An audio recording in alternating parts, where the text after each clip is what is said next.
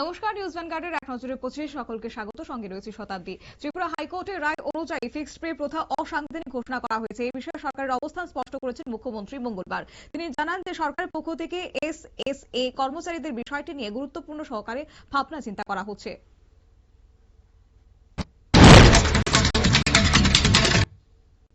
রাজধানী আগরতলার শহরতলি লঙ্কামুড়া এলাকায় আলপনা ও পিঠেপুলি উৎসবের উদ্বোধন করেছেন রাজ্যের কৃষিমন্ত্রী রতনলাল নাথ। রাজ্যের তথ্য ও সংস্কৃতি দপ্তরের উদ্যোগে আয়োজিত এই পিঠেপুলি উৎসব চলবে আগামী 15 জানুয়ারি পর্যন্ত। জাতীয় সড়ক সুরক্ষা মাস 2026 উপলক্ষে গোটা উত্তর ত্রিপুরা জেলা জুড়ে সড়ক দুর্ঘটনা রোধে স্কুল কলেজ সচেতনতামূলক শিবির এবং ট্রাফিক নিয়ম কর্মশালার আয়োজন সহ প্রযুক্তি নির্ভর নজরদারি চালানো হবে। ধর্মনগর মহকুমা প্রশাসন চাইল্ড হেল্পলাইনের সহযোগিতায় এক নাবালিকার বিবাহ রুখে দিয়েছে।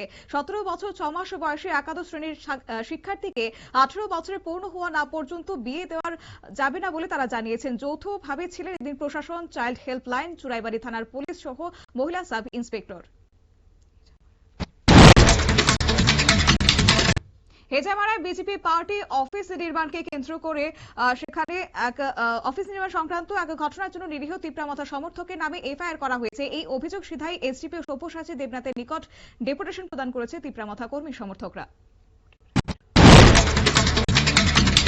ফটিকরায় কৃষ্ণনগর স্কুল মাঠে Netaji Subhas Chandra Bose memorial cricket tournament অনুষ্ঠিত হবে। 26 জানুয়ারি টুর্নামেন্টের উদ্বোধন করবেন মন্ত্রী সুধাংশু দাস।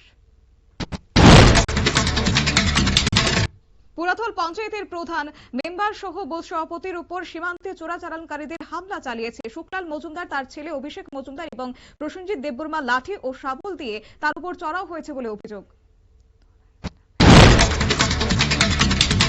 ধলাই জেলা ব্যাডমিন্টন অ্যাসোসিয়েশনের উদ্যোগে চলতি মাসের 29 জানুয়ারি থেকে 3রা ফেব্রুয়ারি পর্যন্ত youth affairs and sports indoor হলে অনুষ্ঠিত হবে Challengers cup 2026 badminton tournament.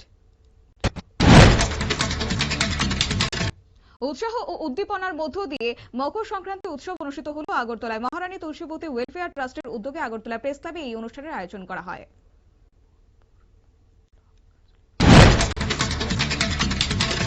Mohanpur block কার্যালয় প্রাঙ্গণে বিকশিত ভারত জিরামজি আইন 2025 শীর্ষক এক আলোচনা সভা অনুষ্ঠিত হয়। সেমিনারে বক্তব্য রাখেন এলাকার বিধায়ক ও বিদ্যুৎ পাশাপাশি কৃষিমন্ত্রী রতনলাল নাথ।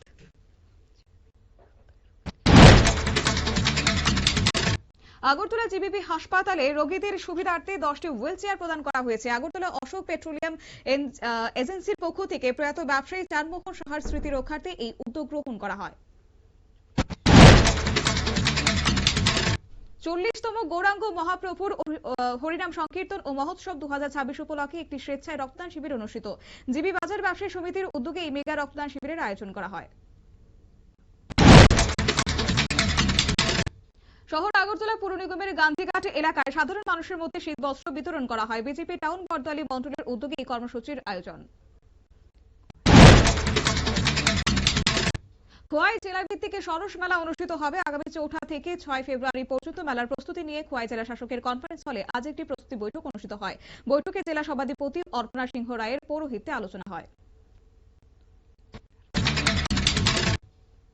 দক্ষিণ জেলার ইঞ্জিনিয়ার অ্যাসোসিয়েশনের ত্রিপুরা জেলা ভিত্তিক বার্ষিক সাধারণ সম্মেলন অনুষ্ঠিত হয় সাপ্রুমে। সাপ্রুম পূর্ত দপ্তর হল ঘরে মঙ্গলবার আয়োজিত এই সম্মেলনে উপস্থিত ছিলেন রাজ্য কমিটির পক্ষ থেকে ইঞ্জিনিয়ার সমিত আবু চক্রবর্তী সহ আরো অন্যান্যরা। বিকশিত ভারত ইয়ং লিডার্স ডায়লগের অনুষ্ঠানে জেনজি প্রজন্মের ভূয়সী প্রশংসা করেছেন প্রধানমন্ত্রী নরেন্দ্র মোদী। তিনি বলেন, দেশকে আরো এগিয়ে নিয়ে যেতে যুব সমাজের ভূমিকা অত্যন্ত গুরুত্বপূর্ণ।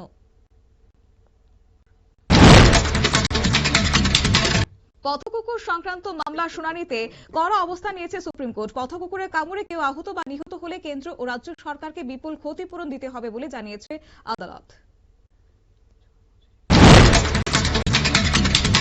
বিগত 6 বছরে মিজোরামে যক্ষ্মায় মৃত্যুর হার উদ্বেগজনকভাবে বেড়েছে। 2025 সালে রাজ্যটিতে মৃত্যু হয়েছে 145 জনের, যা গত 6 বছরের মধ্যে সর্বোচ্চ। 2024 সালের তুলনায় 2025 সালে যক্ষ্মা রোগীর সংখ্যা কিছুটা কম ছিল। প্রজাতন্ত্র দিবসের আগে নিরাপত্তাজনিত কারণে দিল্লির আকাশপথে সাময়িকভাবে বন্ধ রাখার সিদ্ধান্ত নেওয়া হয়েছে। 21 জানুয়ারি থেকে 26 জানুয়ারি পর্যন্ত প্রতিদিন সকাল 10টা থেকে 10টা 20 মিনিট থেকে দুপুর 12টা 45 মিনিট পর্যন্ত 2 ঘন্টা 25 মিনিট বিমান চলাচল বন্ধ থাকবে।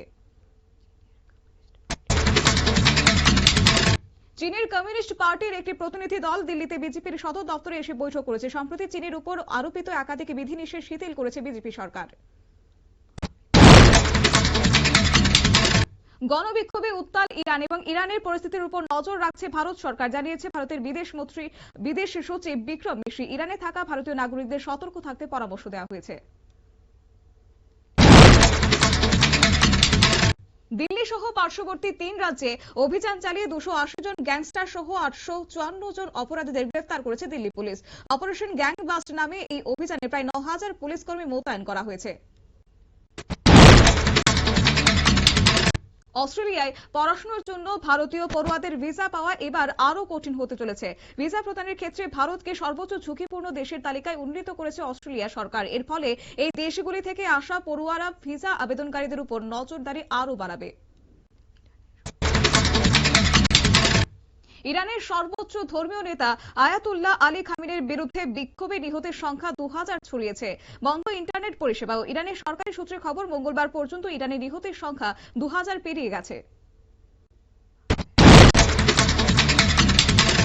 বাংলাদেশের সেনা হেফাজতে মৃত্যু হয়েছে বিএনপি নেতা শামসুজ্জামানের। তিনি খুলনা চুয়াডাঙ্গা জেলার বাসিন্দা এবং জীবননগর পুর এলাকার সাধারণ সম্পাদক। জীবননগর এলাকার অভিযান চালিয়ে তাকে গ্রেফতার করার পর সে অসুস্থ হয়ে পড়ে। পরে হাসপাতালে সে মৃত্যুর কোলে ঢলে পড়ে। সেনাবাহিনীর বিরুদ্ধে খুনের অভিযোগ তুলেছেন বিএনপির স্থানীয় নেতাকর্মীরা।